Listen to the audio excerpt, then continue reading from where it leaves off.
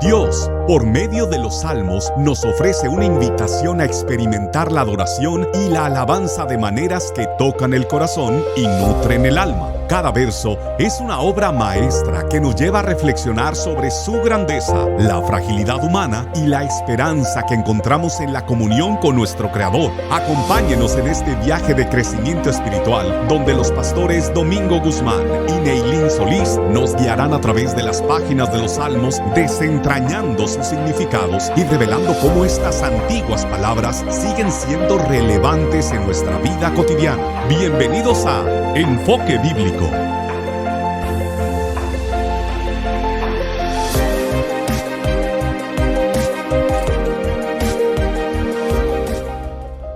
Saludos amigos, Dios les bendiga. Aquí estamos nuevamente en otra entrega de Enfoque Bíblico. Bienvenidos cada uno de ustedes. Nos sentimos contentos de poder llegar hasta sus hogares, hasta sus dispositivos, hacia sus televisores, hacia, ¿qué más? Bueno, las tabletas. Las tabletas. Hablando de tabletas, aquí estoy yo luchando. ¿Cómo que voy a aplaudir con la tableta? ¿Cómo aplaudir con la tableta? Bienvenidos a todos y gracias por la sintonía de cada uno de ustedes. Esperamos que puedan seguirnos en las redes sociales y compartir este programa para mantenernos estudiando la palabra de Dios en este estudio del libro de los Salmos, que ya vamos avanzando bastante, pastor. Sí, estamos llegando al episodio número 11 y el título que vamos a estar viendo esta semana, El anhelo de Dios en Sión, con un texto interesante del Salmo 84:2. Pero vamos a orar para permitir a Dios dar este estudio la sabiduría que nosotros necesitamos y cada uno de los oyentes para poder integrarse en él. Oramos. Padre Celestial, glorificamos tu nombre en este momento. Permite que este estudio pueda ser de bendición y que podamos encontrar en las palabras de los salmos la sabiduría y la dirección divina que necesitamos para ser fortalecidos y alimentados. Amén. Oramos en el nombre santo de Jesús. Amén. Amén. El libro de los Salmos tiene una riqueza literaria muy especial y todos nosotros somos conscientes de esa riqueza literaria. Y digo todos nosotros refiriéndome a los que somos asiduos lectores de la palabra de Dios. Hay un gran número de palabras bíblicas que se encuentran en esas figuras literarias de los salmos. Por ejemplo, siempre me ha llamado la atención la palabra Selah. ¿A ti no te ha llamado la atención esa palabra? Claro que sí. Entonces hay otras palabras en los salmos, Ja, que es el diminutivo de Jehová relacionado con el nombre de Dios. Hoy en la lección, o más bien en el episodio de hoy, estaremos dándole un énfasis interesante a una de esas palabras que aparece allí en el libro de Salmos, que es una palabra bíblica, pero que en Salmo particularmente se usa con mucha frecuencia. ¿Cuál es esa palabra? La palabra Sión. Sión, la palabra Sión. ¿Qué de la palabra Sión, Pastor Solís? Háblenos de esa palabra.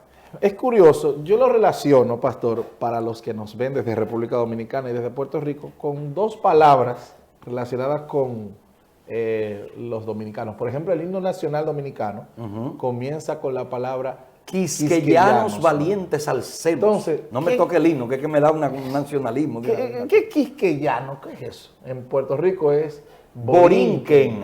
Mira, interesante. Y usted se encuentra con esos nombres que son, digamos, endémicos y que tienen que ver más con esa tradición indígena. Sí. Ahora, la palabra Sión Sión está relacionada y se usa prácticamente como sinónimo de Jerusalén, pero en un aspecto más poético, como usted mencionaba ahorita, pastor. Ahora, ¿por qué Sión y no directamente Jerusalén? Quién sabe si son por licencias poéticas, que tal vez nosotros no las entendemos igual que nosotros en el tema de la rima. Sí. Pero probablemente en la cadencia de una canción te convenga más una palabra corta como Sión, que inclusive en hebreo, Jerusalén, es más larga que Sión o Sión. Entonces, en ese contexto, probablemente era más útil en el contexto poético usar Sión que usar Jerusalén. Así es. Así que ahí puede haber una razón, pero para enriquecer un poquito el conocimiento de los hermanos acerca de Sión, Sión es el monte a donde estaba la ciudad de Jebús originalmente. La ciudad de Jebús quedaba no tan lejos de la ciudad de Jericó. Usted sabe, pastor, que en la parábola del buen samaritano Jesús hace la historia de un hombre que descendía en el camino de Jerusalén a Jericó. Gaza. A Jericó. A Jericó. Entonces la cuestión es que Jerusalén estaba en un monte, estaba bien alto, mientras que Jericó estaba en la ciudad más baja, del mundo conocido, de toda la historia. Zona por ahí. Y de toda la historia. Ahora mismo tiene el récord de la ciudad más baja porque está muy cerca del Mar Muerto. Del Mar Muerto. La cuestión es que usted sabe que llegan los israelitas y la primera ciudad que conquistan es precisamente Jericó. Jericó. La que estaba más bajita. Jebús está cerca, pero ellos no la conquistan. ¿Y por qué no la conquistan? Hay una historia curiosa, porque es bastante interesante cómo la Biblia nos deja como pedacitos de ciertas historias para nosotros armar un rompecabezas fabuloso.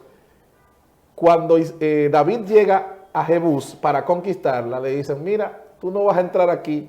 Los cojos y los mancos de aquí van a vencer a cualquier ejército que tú traigas.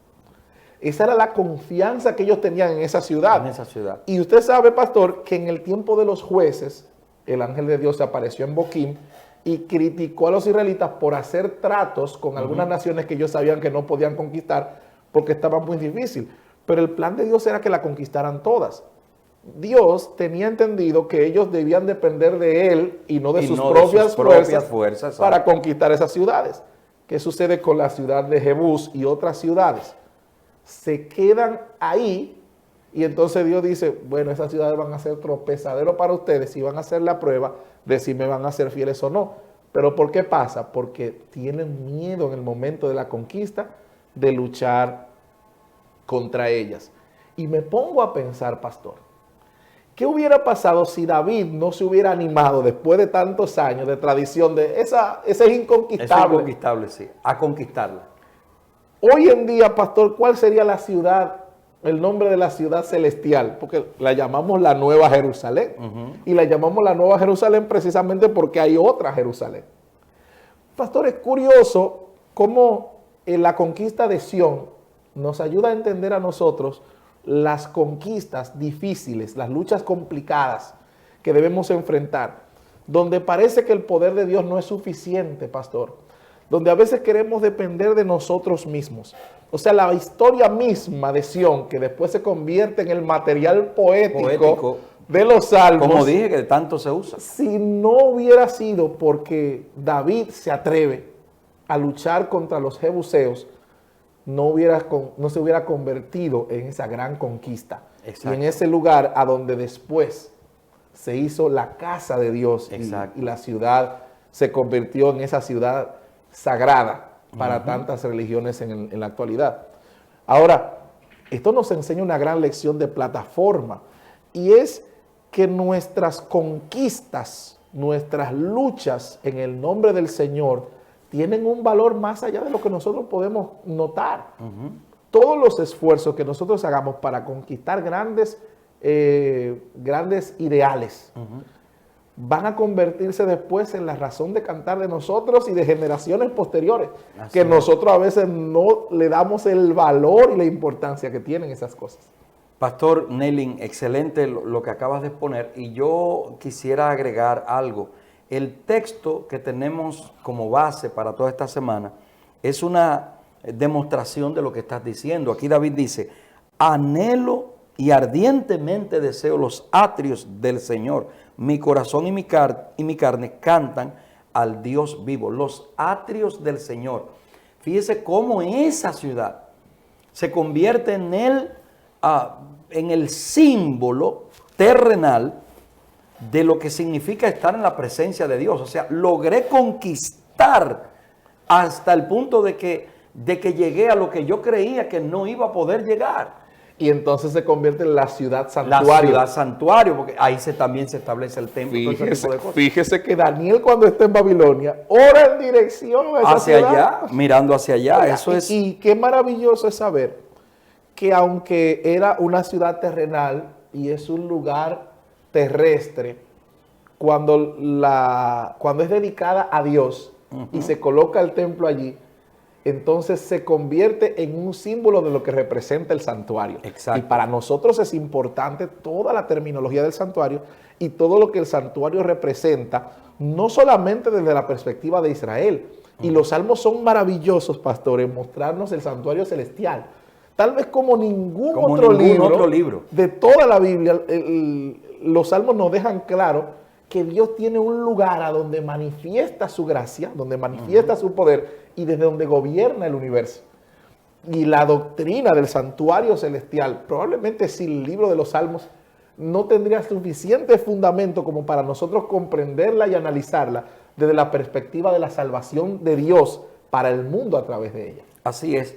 En este Salmo 84 definitivamente hay expresada toda una antología, podríamos decir, de ese anhelo personal de querer estar en la presencia de Dios. Y el salmista al escribir dice: cuán amables son tus moradas, oh Jehová de los ejércitos. Me gusta cómo se enlaza también en la literatura el tema bélico, porque Jehová ayudó a conquistar esa ciudad. Claro. Y eso le da ese enfoque tan interesante. Ahora bien, dentro de ese tema, el aspecto de la figura de estar en los atrios, de que estar allí en los atrios, y es bueno que entendamos bien esa figura, porque ni siquiera el salmista está hablando de estar adentro del templo. Y ellos no podían, el ciudadano común no tenía acceso a estar dentro del templo.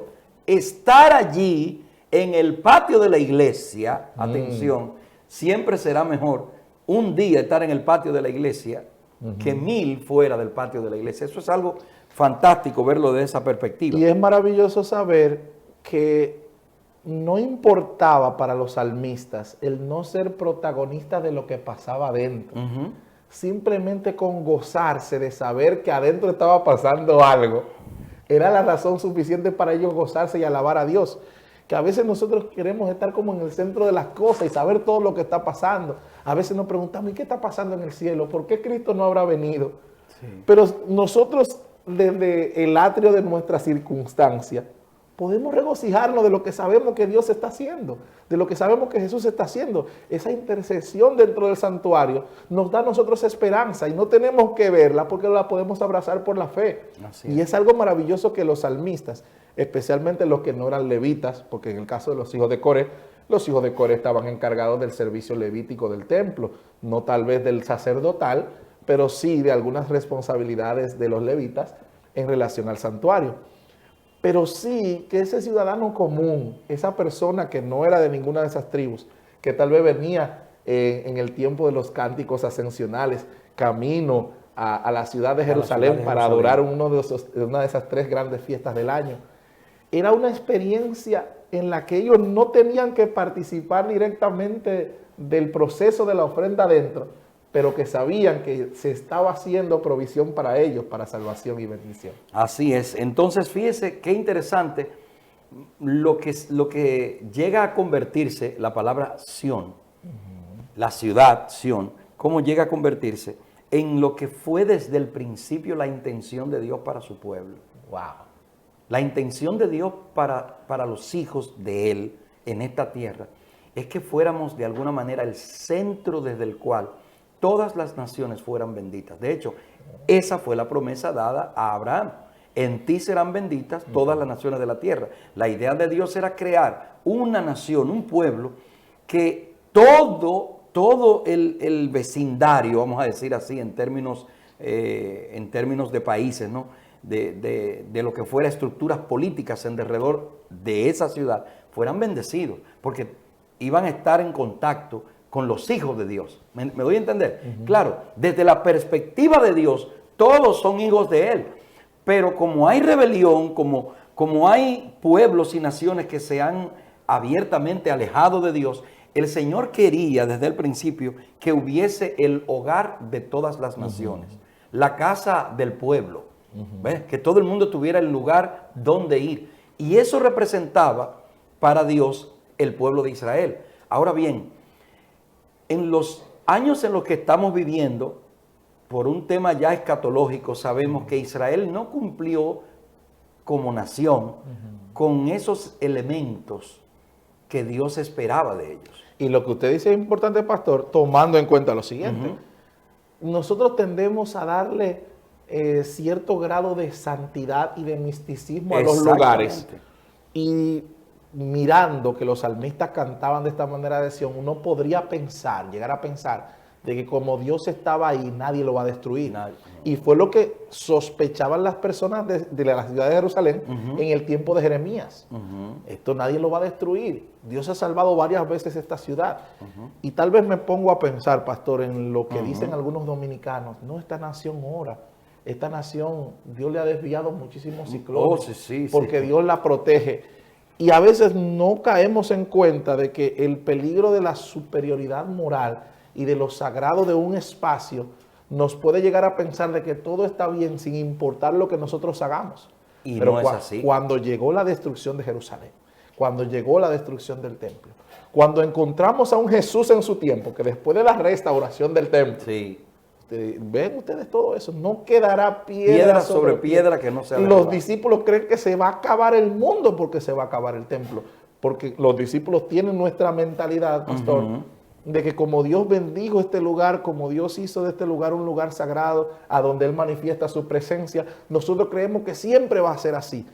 Y ese peligro nos lleva a nosotros a no orar por la paz de Jerusalén, como se menciona aquí, que es precisamente la sabiduría para entender que Dios hoy bendice nuestro lugar, pero lo bendice porque nosotros clamamos a Él, lo buscamos de corazón y dedicamos ese lugar a Él. Pero mañana nuestras actitudes pueden hacer una separación tan grande de nosotros con Dios, que ese lugar sagrado a donde Dios se manifestó con poder, con gracia, después se convierte en un lugar a donde no se siente nada, a donde no se ve belleza, donde no se ve gracia, donde no se ve la presencia de Dios. Y eso debe ayudarnos, pastor, a entender lo sensible de lo sagrado. Cómo lo sagrado se puede perder, no tanto por la cosa en sí, sino por el corazón de los que estamos alrededor de lo sagrado. Y podríamos añadir, desviar de nuestra mente el punto que es más importante. En este sentido, no es el lugar, es la presencia de Dios. Es Dios. Entonces, ahí caemos, para cerrar con el estudio de esta semana, caemos en la relevancia que tiene un salmo como el 46. El Salmo 46, que dentro del marco de la seguridad y paz de Sión, nos recuerda a nosotros que nuestro amparo y nuestra fortaleza no es un lugar. No es la ciudad, porque los jebuseos se lo creyeron. Se lo creyeron. Y los israelitas después también se lo creyeron. Pero y me voy más lejos. Nosotros los cristianos también nos lo estamos creyendo. O sea, el punto es que hoy día nosotros creemos, yo soy cristiano, a mí no me va a pasar nada mal. O yo me metí a la iglesia y ya yo estoy protegido. No es así. Dios es nuestro amparo y fortaleza, nuestro pronto auxilio, y aquí es que muchos no entienden este salmo, en las tribulaciones. El auxilio, no de la tribulación, es en las tribulaciones que va a llegar el auxilio, es en los problemas, en las situaciones. Cuando yo leía este punto, me llamó tanto la atención el que no todos entendemos eso. No todos lo entendemos. Entonces, en el programa que hacemos fuera del aire, el pastor... Oye, ustedes gozarían todo lo que hablamos antes de grabar estos episodios. En el programa que grabamos, o que hicimos antes de grabar el episodio, yo le decía al pastor, tenemos que tener cuidado porque muchos cristianos hoy día, sin darnos cuenta, hemos despertado un espíritu sionístico y creemos que lo que tiene que realmente que ser levantado como algo importante es Jerusalén, como pueblo, como sea. Un momentito, mi Señor, el Dios de Jerusalén, el Dios de Jerusalén, porque el Dios de Jerusalén no es solo el Dios de Jerusalén, es el Dios tuyo y el Dios mío también. Y Jesús lloró delante de Jerusalén por haberlo rechazado a él. Y se lo digo. Que era la promesa maravillosa. Se lo digo. Y después que ¿cuántas veces quise reunirte debajo de mis alas como la gallina reúne a los polluelos y tú no quisiste? Mira, eso compunge a uno el corazón pensarlo. Y lo maravilloso de este estudio es lo que ustedes van a poner en comentarios, que fue lo más interesante para ustedes, porque también queremos que cada uno de ustedes se integre a este análisis y que de esta manera todo lo que podamos conversar aquí se complemente y se enriquezca con lo que ustedes pueden decir. Claro que sí, así que vaya por favor, ahora antes que se termine el episodio, y en la caja de comentarios escriba su opinión sobre este tema tan interesante que estamos viendo durante la semana en la que estamos estudiando. Y sobre todo, por favor, denos ahí un like, déjenos algún tipo de recomendación que usted entienda que debamos tener para este programa Enfoque Bíblico, y con gusto nosotros vamos a hacerle caso, no creen, le vamos a hacer caso. Hasta aquí entonces el episodio de Enfoque Bíblico. Hasta una próxima.